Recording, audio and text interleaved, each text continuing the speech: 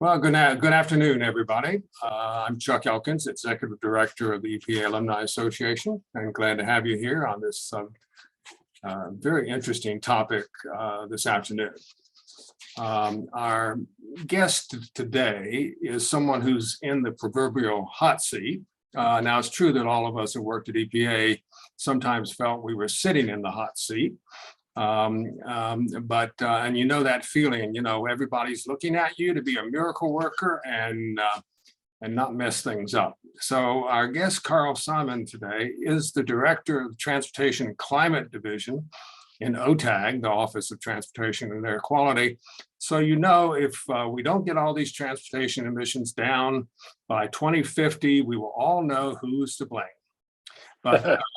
But seriously, Karl comes to this job well prepared. He has an aerospace engineering degree from the University of Notre Dame, law degrees from George Mason and George Washington.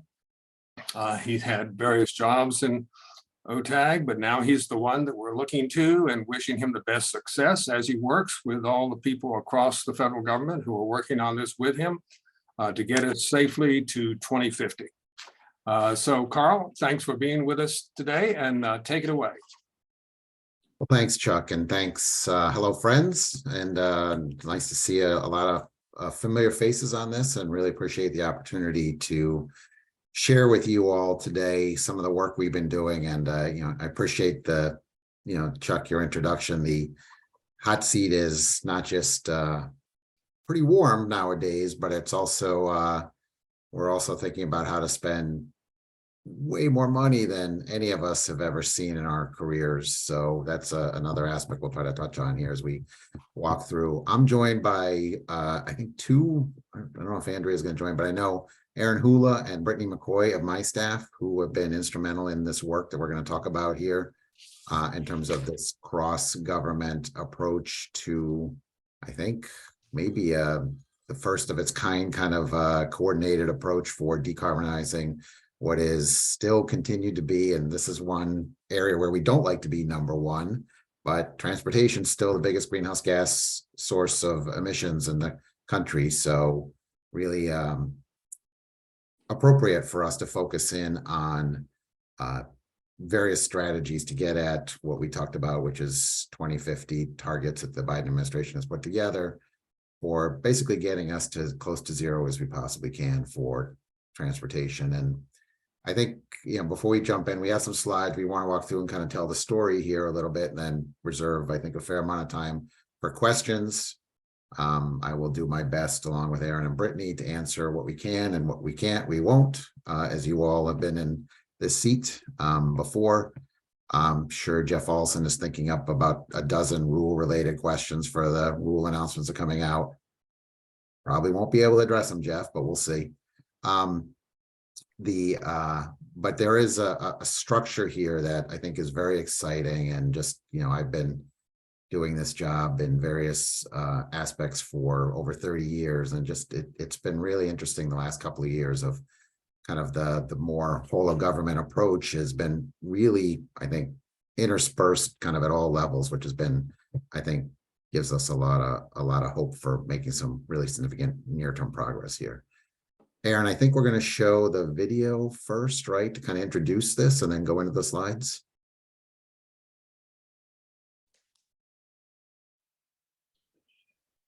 Yeah, so we want to introduce a video that was rolled out at the Transportation Research Board meeting in this January. And I think it's pretty self-explanatory, but we really like it. And I think it kind of gets people excited about kind of what's to come.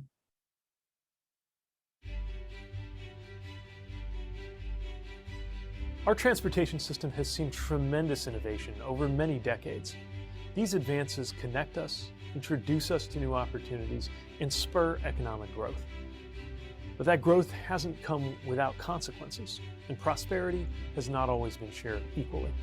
Today, our transportation sector is the country's largest source of greenhouse gas emissions, worsening the climate crisis that is impacting the quality of life in cities, towns, and rural communities throughout the United States.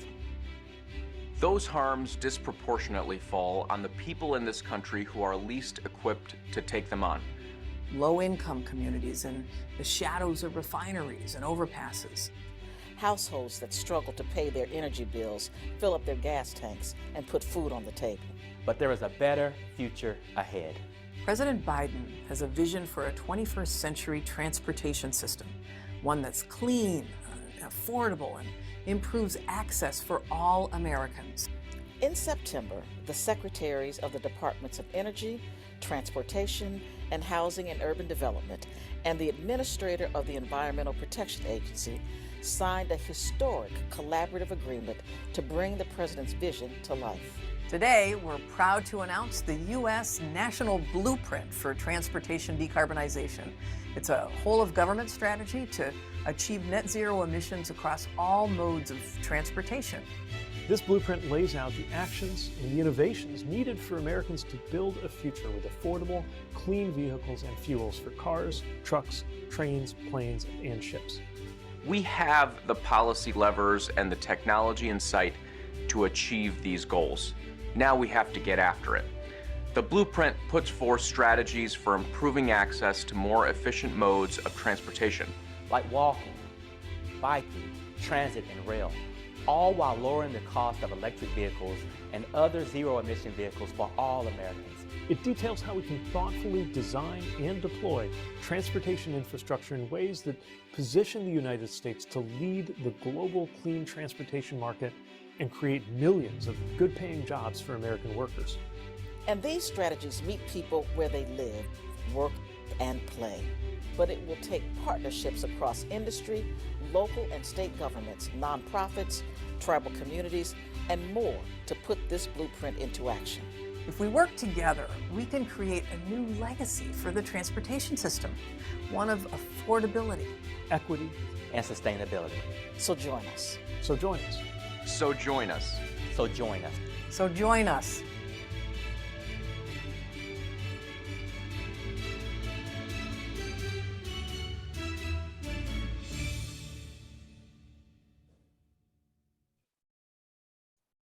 So that shows, I think, that I think, sets the tone for what we're going to talk about here over the next 50 minutes or so.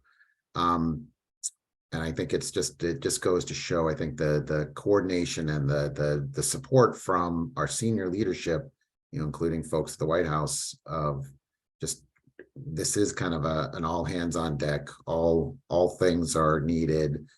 This is an incredible challenge for the country to get to cleaner transportation and the scale that we're trying to do, and the transformative pace that we're trying to do in an industry that has been stagnant. It's been pretty linear for decades and decades in terms of technology development and other activities. It is not an inconsequential task, right? I mean, it's a huge undertaking.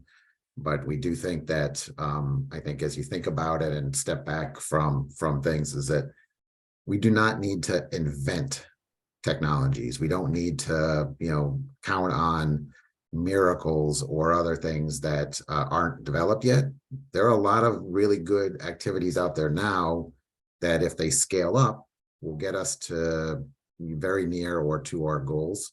So that is the hopeful message. There are some areas that we need to do some work in, and I'll go through as we go through the slides here and try to point those out as we go forward. So why don't we jump into the presentation a little bit here too, Aaron, and then we'll go from there.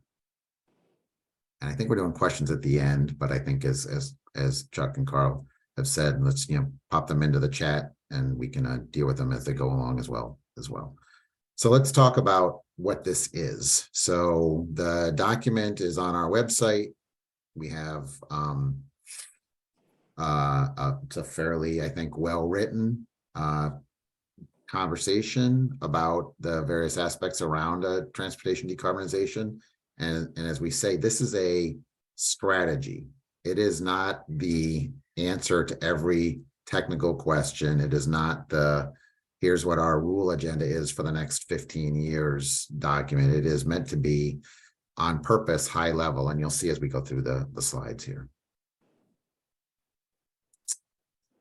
So we're going to talk about the framework. We're going to walk through some of the contents of the document. We're going to talk about rollout engagement, And then more importantly, kind of what's next? So just putting this into context, and I think I'm pretty confident that this audience is well familiar with all of these things here, but just as we thought about this, this step amongst the federal brethren that put together this strategy, there are things that we built off of. So we have the overall U.S. climate strategy. We had early on in the Biden administration a couple of executive orders that were in place here. These are two that are referenced to help think about what is it that we as the federal key departments in the federal government on thinking about transportation, what are some of the things that we've been asked to do? And in the past, as you've known, we've done a lot of these things. So the agency would get tasks and we go off and do them. We would coordinate as best we can. We're trying to do it a little more upfront and a little more cohesively, I think, in the last couple of years to, I think, some good success. Next slide, please, Aaron. So just as we think about the long-term strategy that was first released in 2021, this is just a framing of some of the some of the way that the various sectors sort themselves out. And you can see that, where we are now in 2023, that transportation is still has a bit of ways to go. So we are getting that. But this was kind of the first step in this conversation. We then moved into, next slide, talking about the challenge. We talked about the stakeholders here. We talk about various data points just to kind of put transportation into context. Transportation, why I think Brittany, Aaron, and I so enjoy this area is that it impacts everybody, right? No matter what you're doing, everybody has an opinion. It certainly has, it's front of mind for a lot of folks on a regular basis.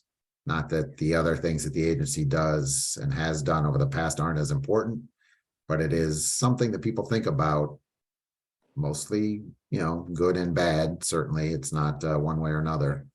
And it does have an impact on just people's lives in a very profound way on a regular basis.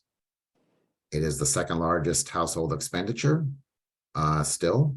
And certainly, as we've learned, and I think have gotten smarter over the years, of the poor air quality and the aspects around how emissions from transportation sources impact people, and especially learning more and being more sensitive to populations around ports or roadways or other areas where our broad national rules maybe didn't quite get at providing benefits to folks that lived in areas where they have way more trucks running through their neighborhoods than other folks may, for example.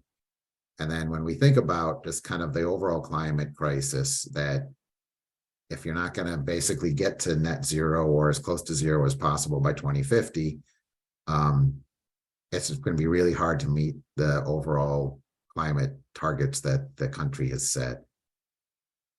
And because we have a very diverse sector here, you got to start now. I mean, some areas we may be even behind the curve, but some technologies take a long time to get into the fleet.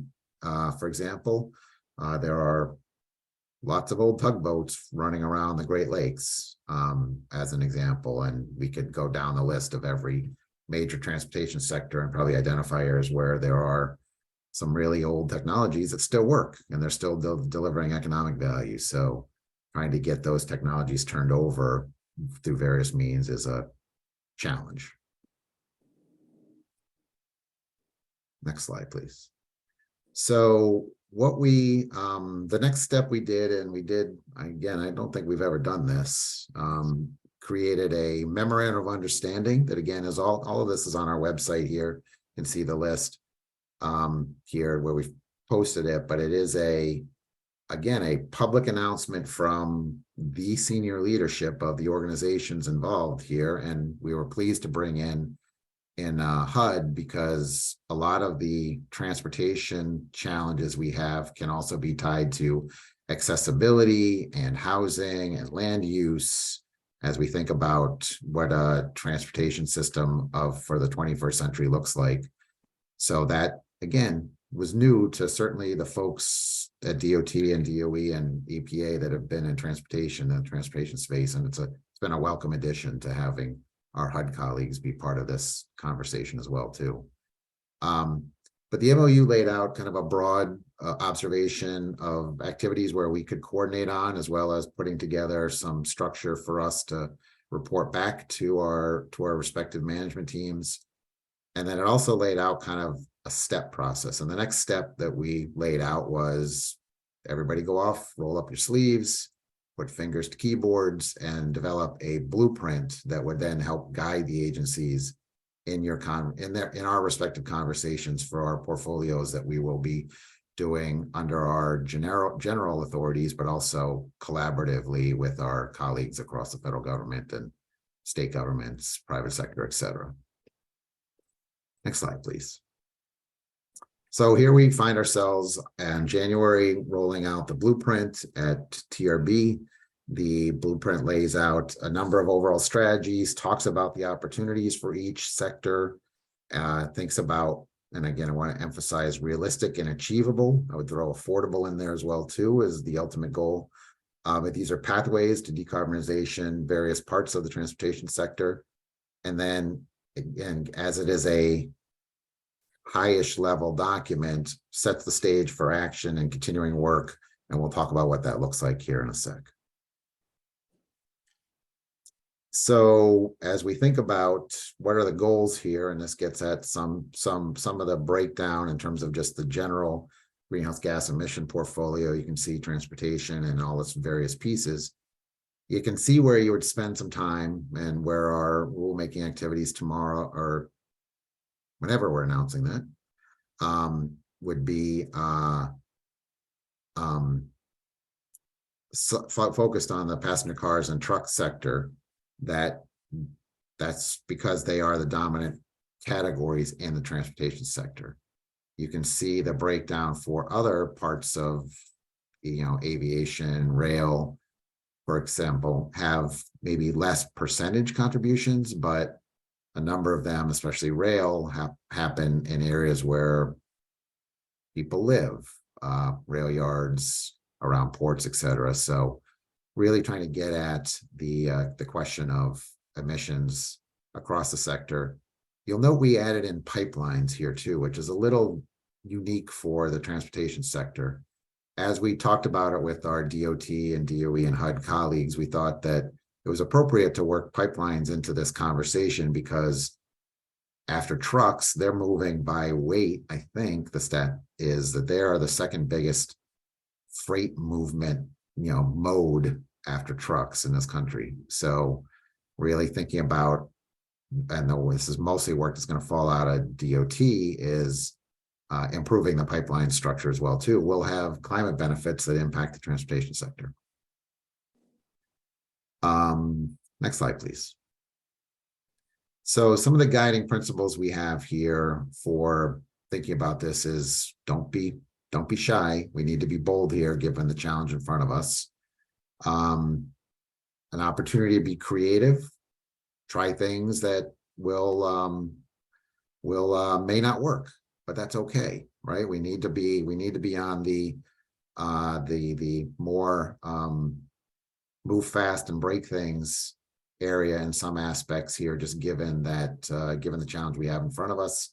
And frankly, given that the industry is moving faster in many ways, faster than the policies that we're doing. So really trying to learn from not just kind of what's going on in the private sector, but there's other activities around the world that we can, take advantage of. So really trying to think about this in creative ways and try some things here. We don't want to lose sight of the fact that this has to be equitable, has to provide access because it's transportation. We want to make sure that whatever we're doing doesn't leave out sectors of the population, and safety is always an issue here. We think that even with all the great work going on the collaborative front, that we can do more. So thinking about how we talk about various related but separate funding streams, trying to learn from from EPA's perspective, trying to learn and take advantage of the great work that our national laboratories do for the DOE, works with. That's certainly helpful as well too.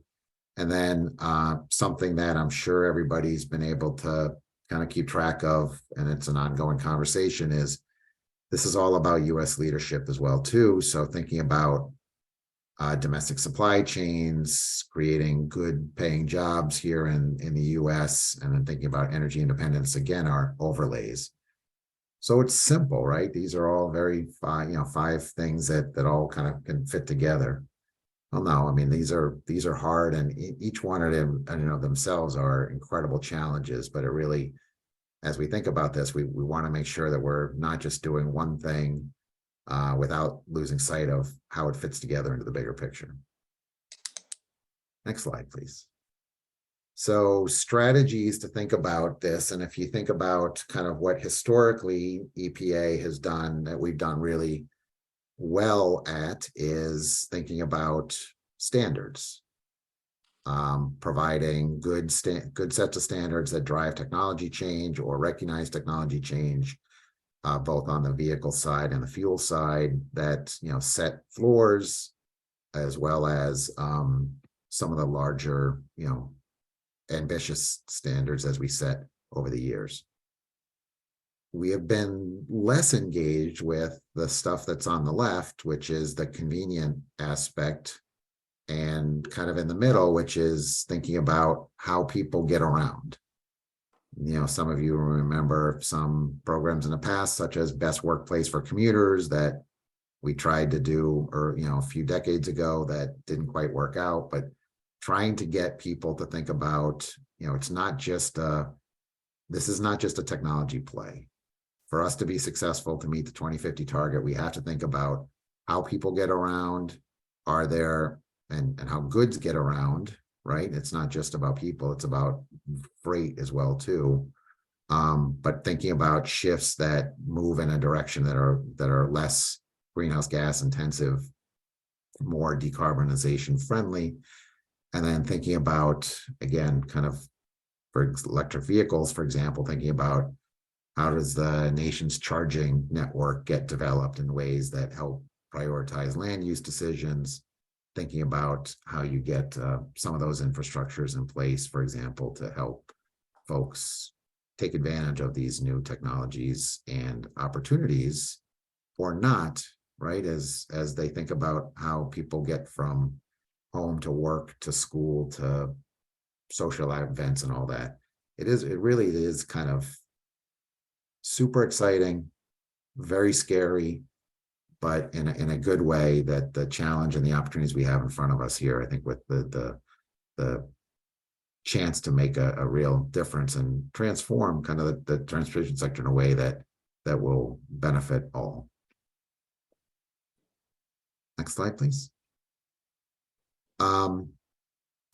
So thinking about the convenience aspect, thinking about what that looks like, trying to think about things like transportation demand management, supply chain efficiencies. You can see that, as people, if we were all economically rational actors, which I know we're not, transportation is not an inconsequential amount of any family's budget anymore.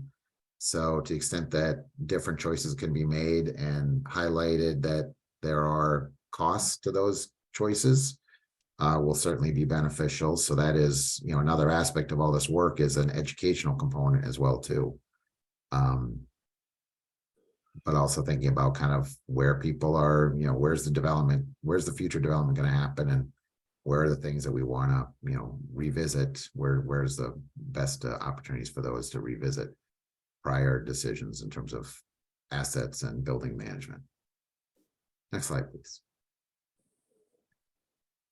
Efficiency here, as we think about efficiency, there are just, again, thinking about just my career and Aaron's and Brittany's, when we all started, scooters and ride shares were just things in the future.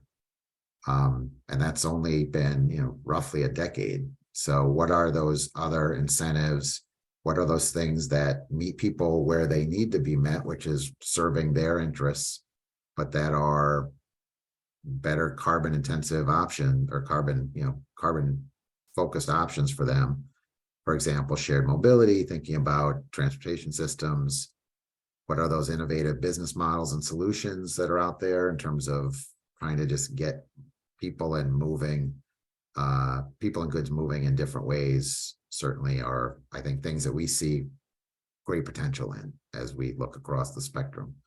And you don't want to lose sight of, I haven't talked a lot about the kind of the vehicle aspect of this, but there are improvements still in energy efficiency of things that move as well.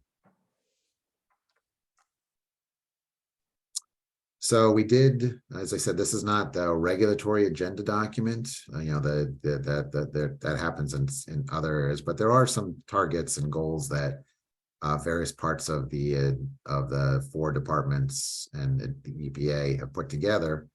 So including a 50% target for light duty vehicles. We have for aviation fuel, probably not going to see long range battery operated planes anytime soon, but you can improve the fuel that's used in those. Maritime is an area that is going to get increasing focus on, because that's one that could has some opportunities there, and it's a hard one again to electrify. We do look at the structure in place for off-road vehicles. Again, that sector, if you think about it, is very diverse in terms of just the amount of technology sources and equipment that's used there. So you've got, that covers ag, construction, all sorts of cargo handling equipment. So that's a little harder one to kind of crack, but we do need to make progress there. Rail, as I said, the agency has started some work on thinking about rail standards going forward, but that one's an important area to pay attention to. And then for pipelines, we've got targets that DOT is working on to try to replace pipelines, because leaky pipelines have greenhouse gas implications. We did try to, in this document, try to break out the segments by decade. So as you can see, there's the early parts of this 30-year-ish plan are really building blocks and getting a really strong foundation in place. 2030 to 2040 talks about scaling. So you really have to be into the point of, as I said before, you're not really inventing things here. There are things that can be developed and improved and made cheaper. For example, batteries are still probably too expensive, but there's a lot of work being done to reduce battery costs. 2030, 2040 is scale, making sure you've covered all your bases. Technology should be, ramping up to pretty significant commercial aspects there. And then 2040 to 50 is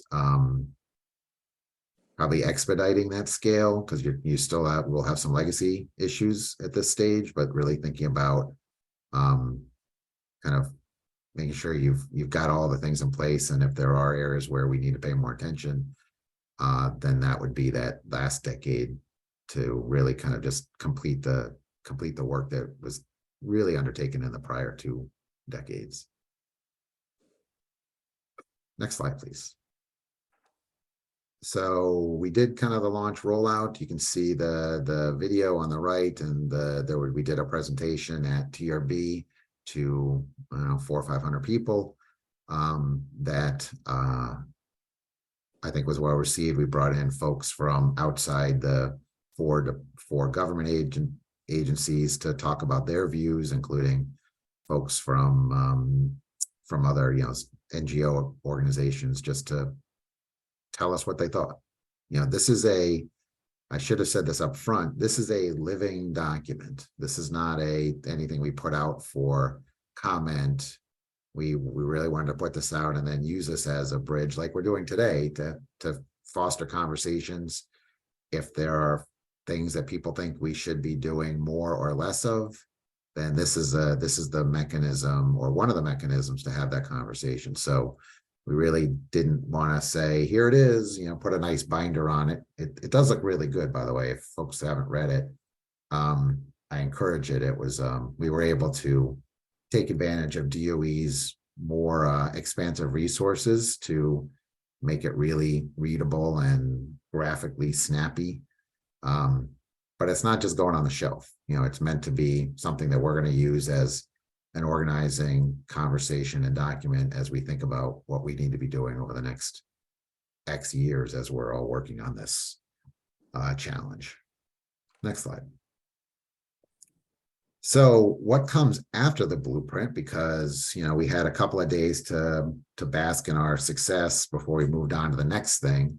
So we're thinking about developing for each sector modal kind of strategy documents that go down another level of thinking about being a little more specific about technology choices, what R&D needs to be done, where are the investments being made to improve technologies or policies, for example.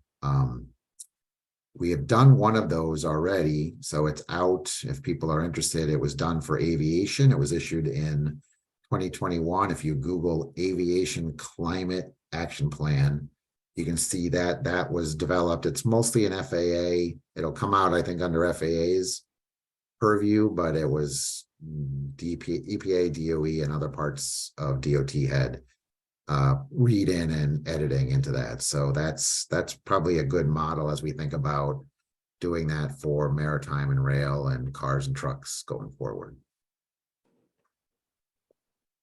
Next slide, please. So as you can see here, just to kind of bring it even closer to kind of what we're doing is we're trying to figure out how to best spend an incredible amount of money that Congress gave us over the last year or so between the infrastructure law and the Inflation Reduction Act. Just my little portion alone for the OTAC version is $9 billion, which I still can't even say now a year later of the amount of money that we're being asked to spend in this way. So we've done $1 billion on clean school buses already. We're gearing up to do $3 billion on ports, and we'll have another $1 billion on clean trucks. And I've still got $4 billion on school bus money to get out the door here at some point. We are actively engaged in regulatory structure for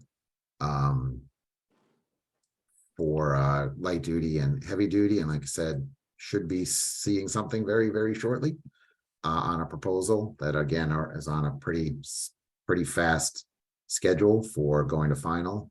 And then one of the things that Brittany's team, especially Brittany and Aaron and your colleagues, the education aspect. We've been in the education business for a bit. I think we need to ramp it up as we think about this decarbonization challenge. But anybody who's bought a car recently probably went to fueleconomy.gov to do some research.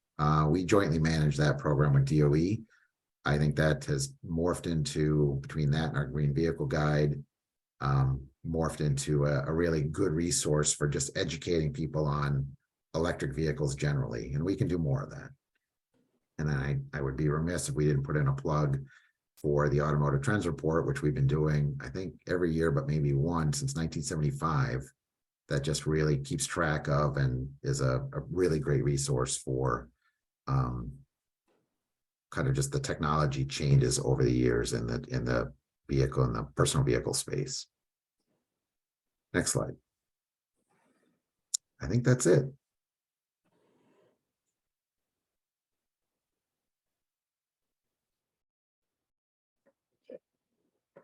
And thank you for your attention and looking forward to the questions.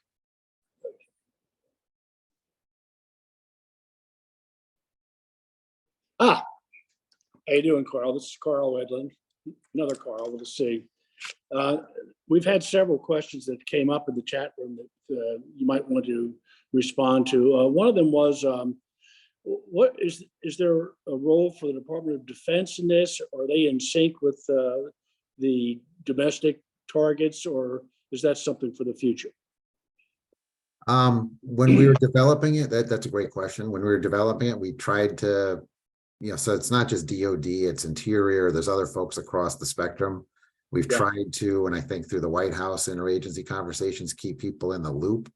We don't generally rely on DOD, but as you all know, they spend a crazy amount of money Yeah, on things that are related here. So we'll want to learn from them, bring them in where it's appropriate. So we're not doing it exclusive of them, but we really thought that I don't think this will be, I don't think I'm telling any stories. Getting 4 agencies to agree on anything, I won't tell you how long it took us to get to the MOU signing. Took a while. The absolutely. blueprint Yeah. took a while.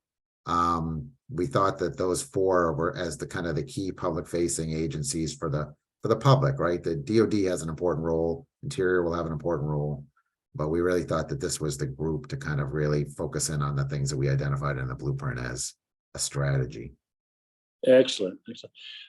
Another question we had was just what is sustainable aviation fuel? So sustainable aviation fuel would be fuel made from renewable sources. So waste, you can make, it's basically renewable diesel fuel. You can make renewable diesel fuel now from various things, including running vegetable oil through refineries. But you also think about it from, like leftover McDonald's grease. You can make biodiesel out of that. That's kind of what it ends up being. To get to the numbers, you have to go to we want billions of gallons because aviation fuel is a significant amount, and we don't have a lot at the moment. You are going to have to kind of think beyond the kind of the traditional RF renewable fuel standard feedstocks. So there are other things that are in development that are showing some promise to ramp up for renewable. So sustainable aviation fuel is probably a generic term at the end of the day, trying to think about it coming from non-fossil sources. Okay. Okay. We had another too. How is the supply and demand situation for looking for electric cars? There's an understanding that there's a high demand for them, but there's a long wait time. Yeah, let me let Aaron jump in here too, because he's our trends guru, can kind of walk you through kind of where things are and kind of what we're seeing going forward here in terms of some of the opportunities and challenges. We're certainly seeing increases in electric vehicles. If you talk about the number of offerings that manufacturers are bringing out, it's huge. And I think I can think of several major manufacturers who are building, massive battery plants. I think of Ford's campus in Kentucky, or Tennessee, I think, which is now supposed to be larger than the Rouge when they're done. So certainly we're trending in that direction. You're seeing a lot of interesting things to make that happen. Manufacturing companies partnering with raw materials providers and some new and interesting partnerships that we haven't seen in the past. So the manufacturers are absolutely investing. I think more and more vehicles are coming. The vehicle market in general has been very strange the last 2 years. So I don't even want to get into sort of, what's on the lot and what's immediately available, because there's all sorts of problems with internal combustion engines availability too. So, but I think absolutely the manufacturers are committed. They're going that direction. And it's also useful to look at the rest of the world. You look at some other, we forget China is a much bigger auto industry than the U.S. and it is some of the other places in Europe are well ahead of the U.S. too. So this is not just a trend that's happening here. This is a global trend, and the manufacturers are absolutely moving in that direction. Yeah, it's interesting. Just as an aside, some of the rental car companies now really are advertising using an electric car as a rental vehicle, and there seems to be a real effort to try to catch on to that. So, yeah. Carl, could I just briefly add to what Aaron said? Yeah. by 2026, it looks like there'll be domestic capacity to build up to 4 million EVs per year, just based on the investments that GM and Ford and Volkswagen and all the different companies are making. So it is going to ramp up quickly. The pandemic, like Aaron implied, hurt both electric vehicles and gasoline vehicle production. Everything was hard to get there for a couple of years, but there's going to be the capacity to build millions of EVs. Interesting. Wow. Wow. Well, but then I'll lose my specialness about driving around in an EV. I'll just be average then. But you'll have more charging opportunities, Carl. That's the thing here, right? So we don't want to lose sight of there's a chicken and an egg here, and we want both to prosper. Well, I really appreciate that. I'm living in Dallas, and so there's a lot of space between us and the next city, and we need more charging stations. One other question that came up from the chat room was, well, how do all the different agencies coordinate? Is there a board, or is it a quarterly kind of a coordination seminar, or how are we able to coordinate with all the other agencies? So that's a great question. There is a regular standing meeting between the folks named in the MOU. So myself and my counterparts at DOE and EPA and HUD to coordinate on this work.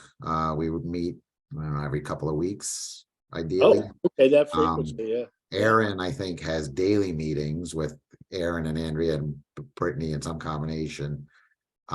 Given the work, we've really developed, I think, over the last year, a good working group across the 4 organizations of folks kind of at various levels across. So, and we do have regular conversations at the political level as well, too, below the administrator, secretary's level, just to make sure that we're all kind of seeing the world here. I mean, I don't want to understate the challenge, but the opportunities here are spectacular. We have something I want to highlight, something kind of, Carl, gets at your question. There's an entity that was developed by statute called the Joint Office of Electric I forget what the T stands for, but it's joint. We call it the Joint Office. It's jointly run by DOE and DOT, specifically to work on EV charging infrastructure, putting out charging stations across the country.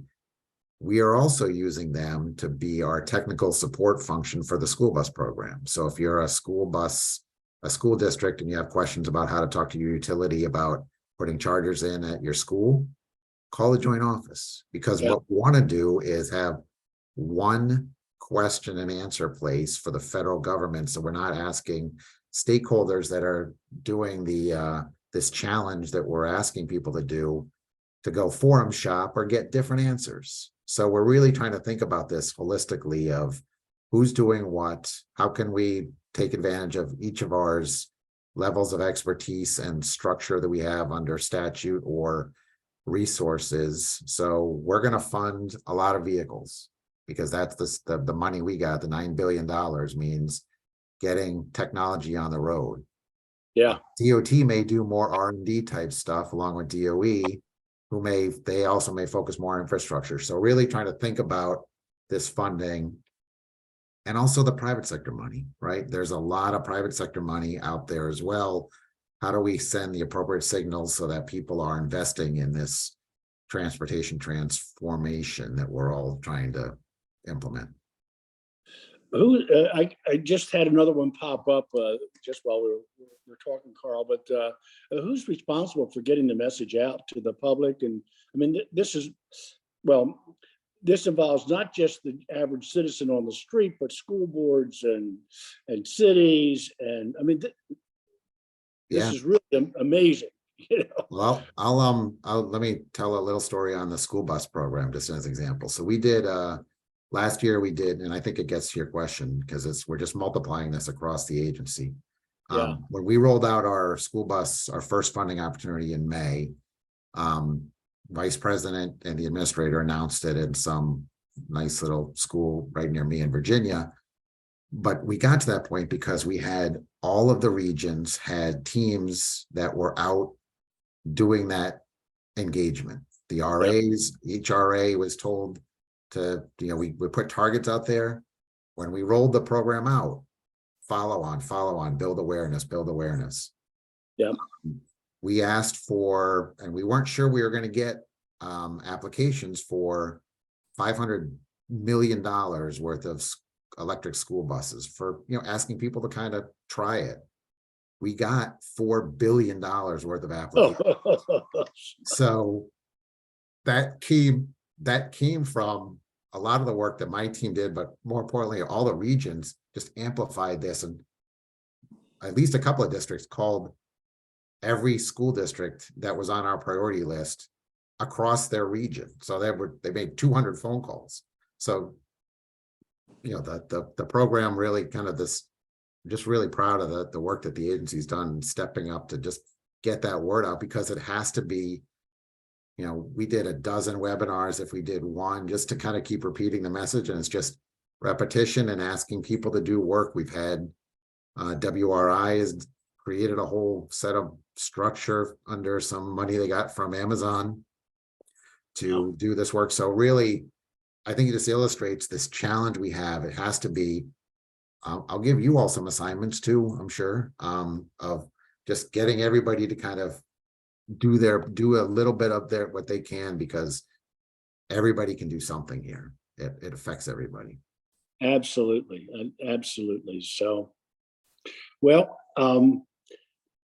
those were great. Those are great comments and great responses. Chuck, am I pitching it back to you, or are we? Could I ask one more question verbally? Sure. Yeah. I know, Karl, the regulations aren't under your division, because I used to be in that division. What can you tell us about tomorrow? I'm hearing it's the announcement is still tomorrow. Is it both light duty and heavy duty? Will it be at the White House or at EPA? What can you tell us? Not much, Jeff. I really am kind of not part of it, trying not to be. I think we're trying to get both rules out as fast as we can. I don't know if they're doing it. I assume there's an event. I'll tell you what I've heard. Oh yeah, you're probably better source than I am too. I've heard it's at 11 o'clock at EPA. I haven't heard whether heavy duty will also be a part of it.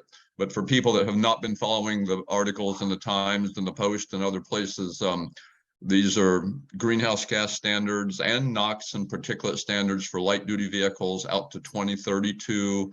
And they're likely to lead to a major expansion of the EV market. It's a piece of history that and this is a proposal tomorrow, not the final rule, but it will be a very big deal. Yeah, and I think that's a good summary, Jeff. I thought heavy duty cleared at OMB. I know it's been over there. I thought it cleared OMB.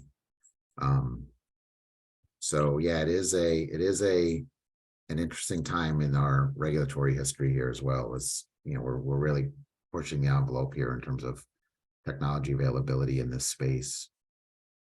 And a lot of that's, and we're relying on, I think there were some early questions about, are there going to be enough, battery, critical minerals? There's a lot of stuff that has to happen here for it to be successful.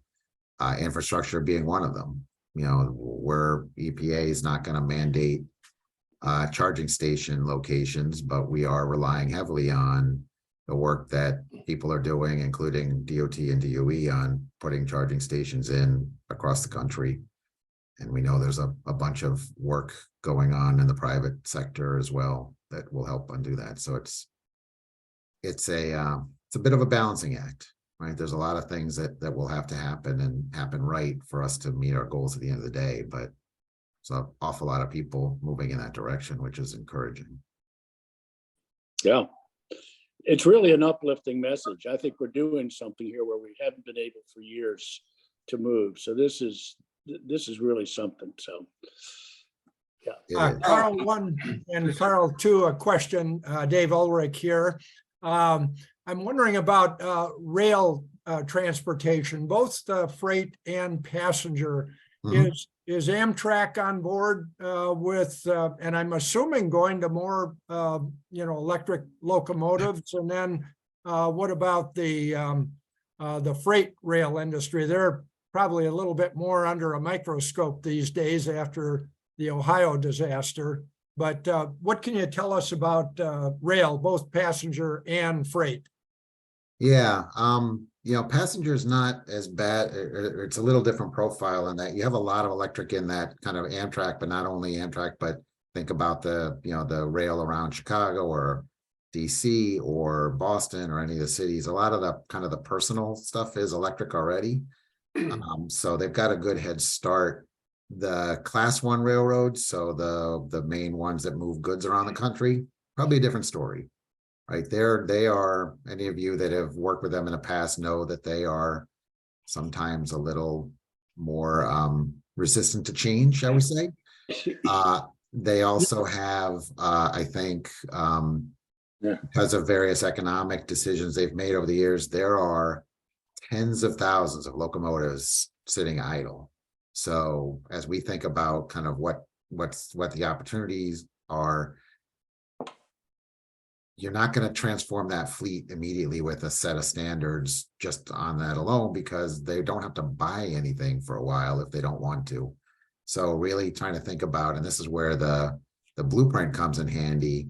What are the resources that DOE and DOT through the Federal Railway Administration, what are the things we can do through our regulatory structure that kind of help provide maybe a more hopeful message? Because you're absolutely right that rail, if you think about kind of rail operations and ports, there's a whole lot of people that have locomotives with container trains running literally right behind their schools or their backyards on a regular basis.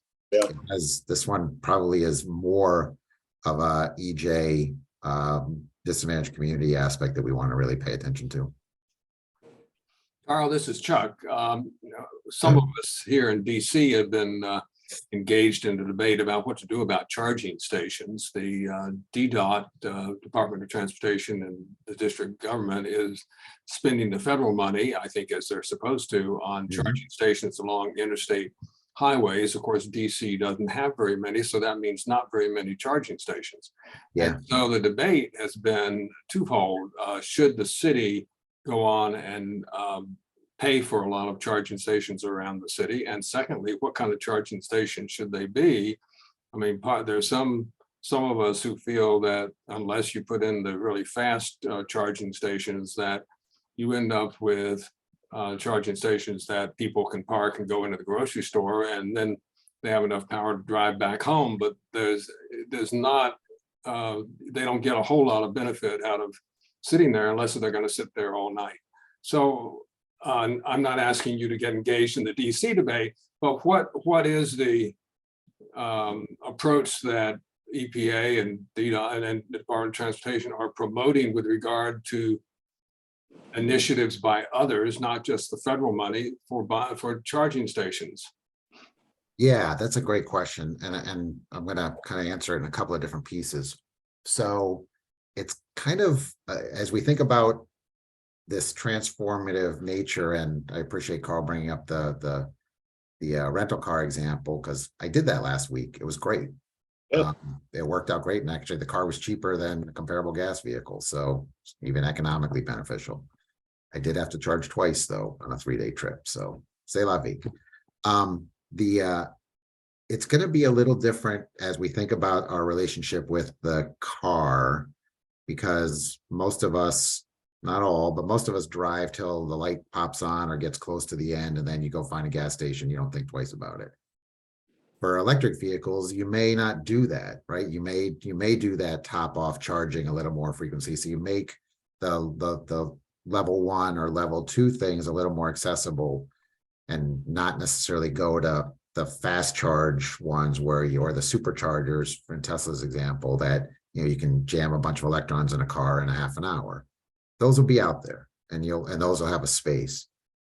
I really liked what DOT put out a couple of weeks ago, a grant opportunity that talked about community funding grant opportunities for charging, where they raised the issue of multi-purpose charging areas. So thinking about, and DC may be a good example, Chuck, in terms of, can you develop a place where you could do commercial truck, school bus charging, and public access, so that if you're building it once, you're building a structure once, you can get multi-use out of it, as opposed to, it just takes a lot to work with utilities.